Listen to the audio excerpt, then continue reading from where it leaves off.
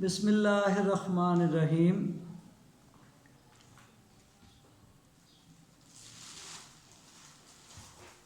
I belong to Lahore Kent Public High School, class 7th. I teach social studies, English medium. Now I start my lesson. Chapter number 1, Physical State of the Earth. बच्चों, physical mean ऐसी चीज़ जिसको हम छू सकते हैं या महसूस कर सकते हैं। तो ये ज़मीन की हमें हालतों के बारे में बताया जा रहा है कि इन हालतों को किस किस नाम से पुकारा जा सकता है, जिसको इन्होंने नाम दिया जियोग्राफर ने concentric layers of the earth. इसमें सबसे पहली है क्रस्ट है जिस पर हम रह रहे हैं। फिर इसके भी दो हिस्से हैं। इसी तरह उसके नीचे जो है वो मेंटल है, उसके भी दो हिस्से हैं। फिर उसके नीचे एक तीसरा हिस्सा है जिसको कोर कहते हैं, उसके भी दो हिस्से हैं। तो ये तो ज़मीन की तहों से मुतल्लिक है जो इससे मालूम हुआ। अगली बात जो मैं आपको समझाना चाह रहा हूँ, tectonic plates. What is tectonic plates? बच्चों, एक वक्त था ये जितने कॉन्टिनेंट्स हैं, जितने बरे आज़म हैं, ये सब एक थे, सिंगल थे। इनको कहा जाता था पेंगिया। फिर आहिस्ता आहिस्ता ये टुकड़ों में तकसीम हो गए और इन पीसीस को, टुकड़ों को कॉन्टिनेंट्स कहा जाने लगा। बट 1960 में जियोग्राफर जो थे, उन्होंने ये जो नेम हमने सबसे पहले पढ़ा था, मसलन क्रस्ट, मेंटल, कोर, इनको कुछ और नाम दे दिया। इनको नाम उन्होंने दिया 1960 में लिथोस्फीयर एंड एस्ट्रोस्फीयर। लिथोस्फीयर जिस पर हम रह रहे हैं, एस्ट्रोस्फीयर जो उसके नीचे हिस्से।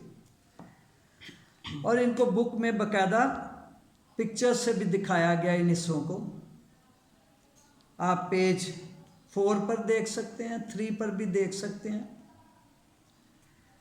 अब इसके बाद अगली बात बच्चों जो आपको समझाना है कि ये जो हमारी ज़मीन है, इसमें अक्सर दरारें पड़ जाती हैं, तोड़ फोड़ होती हैं। तो वो कौन कौन से अवामिल हैं जिनकी वजह से ये दरारें पड़ती हैं? तो ऐसा होता है कि sometime some pieces of earth move against each other when generated fault। फिर दरारें पड़ जाती हैं, जिसको आम ज़बान में तरेड़ें भी कहते हैं। और इसकी मुख्तलिफ किस्में हैं, normal fault, transform fault, reverse fault. और ये बाज़ औक़ात इतनी गहराई में होते हैं कि कई कई मील तक ये गहराई में चले जाते हैं। इसको भी पिक्चर से शो किया है पेज 7 पर। ये 3 फॉर्म्स सामने बयान की गई हैं बुक में, अगर आप देखेंगे।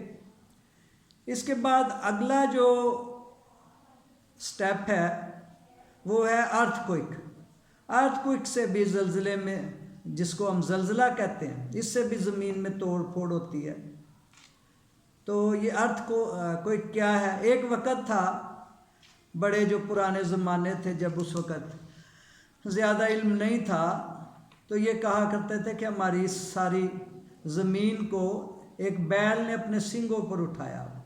जब उसका एक सींग थक जाता है तो फिर वो दूसरे पर इसको जब बदलता है तो ये ज़मीन में हरकत आ जाती है।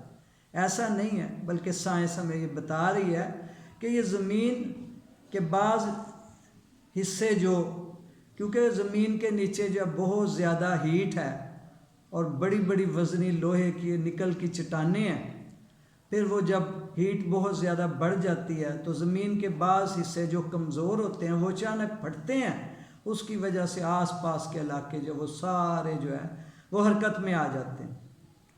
अब उसमें बताया जा रहा है इसमें क्या वजूहात हो सकती हैं काजेज ऑफ अर्थक्वेक। तो इसमें इस चैप्टर में आप दो काजेज पढ़ेंगे। एक है मूवमेंट ऑफ टेक्टोनिक प्लेट्स, वो पीछे भी मैंने आपसे अर्ज किया था कि जो टेक्टोनिक प्लेट्स हैं, जोर्स हैं ज़मीन के नीचे, ये जब इनकी हरकत होती है तो फिर उससे ये ज़लज़ला आता है। और दूसरा है वोल्केनिज़म, जिसको आतिशफ़शा पहाड़ कहते हैं।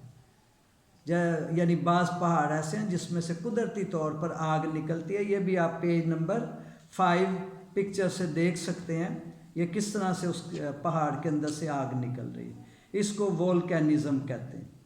अच्छा, ये जो ज़लज़ला आता है इससे बहुत से नुकसानात होते हैं।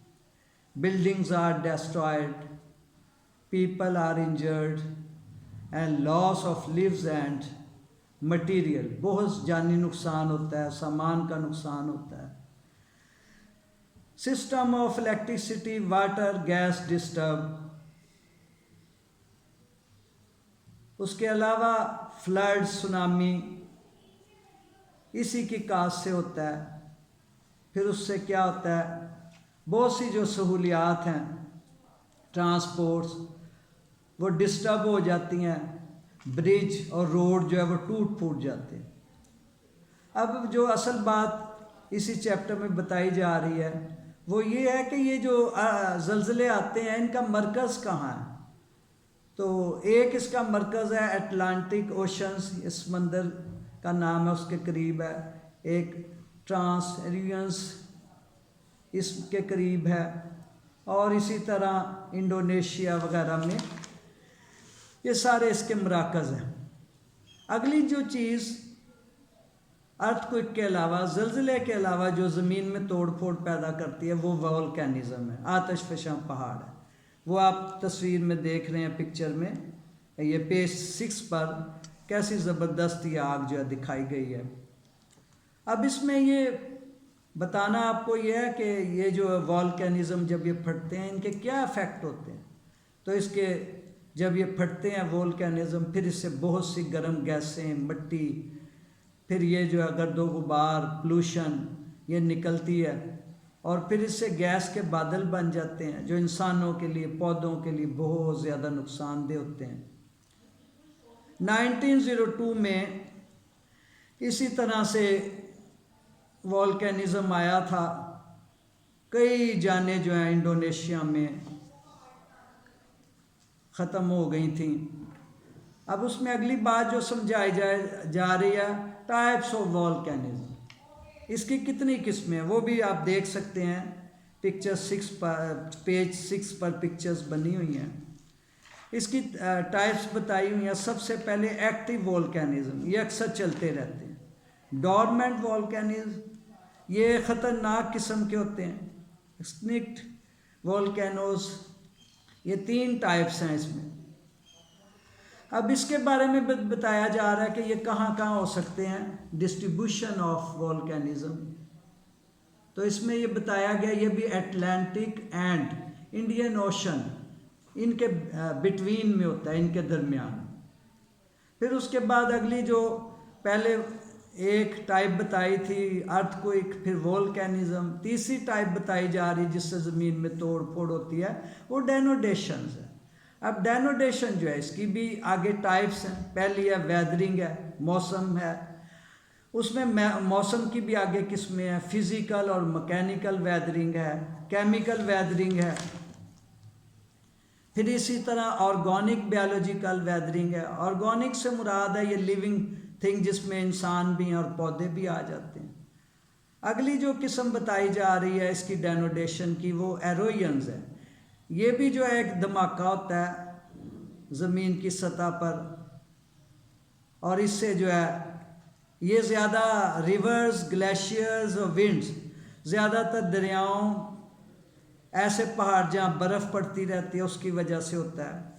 तीसरी इसमें जो इसकी किस्म है वो मैस वेस्टिंग है। इसके ज़रिए भी जो है तोड़ फोड़ होती है जिसमें मिट्टी, रेत होती है, रोड जो हैं वो टूट फूट जाते हैं, और ये कुदरती जो है बहुत ज़्यादा प्रेशर होता है जिसकी वजह से ये सारे काम होते हैं।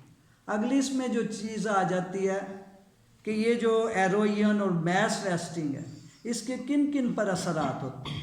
उस पर agriculture and irrigation, agriculture mean होता है खेती बाड़ी फसलें वगैरह उगाना, और इरिगेशन ये पानी का निज़ाम है। इसमें इनसे एरोजन से ये होता है कि जो ऊपर वाली तय की ज़रखेज़ मिट्टी होती है, फर्टिलाइज़र होती है, वो जो है ख़त्म हो जाती है। और इसके ह्यूमन सेटलमेंट्स, इंसानों की आबादियों पर भी बड़े असरात होते हैं। बाज़ का जब ये एरोजन मैस वेस्टिंग होता है, इंसानों की आबादियाँ सफ़ाए हस्ती से मिट जाती हैं।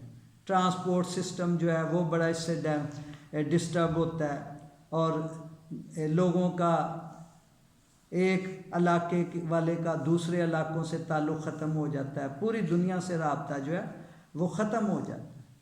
तो ये सारा चैप्टर नंबर 1 में बताया गया था ज़मीन की हालतें, और फिर उसके बारे में ज़मीन की तोड़ फोड़ किन किन ज़रियों से होती है, ये मैंने आपको ब्रीफ किया। ये चैप्टर नंबर 1 था।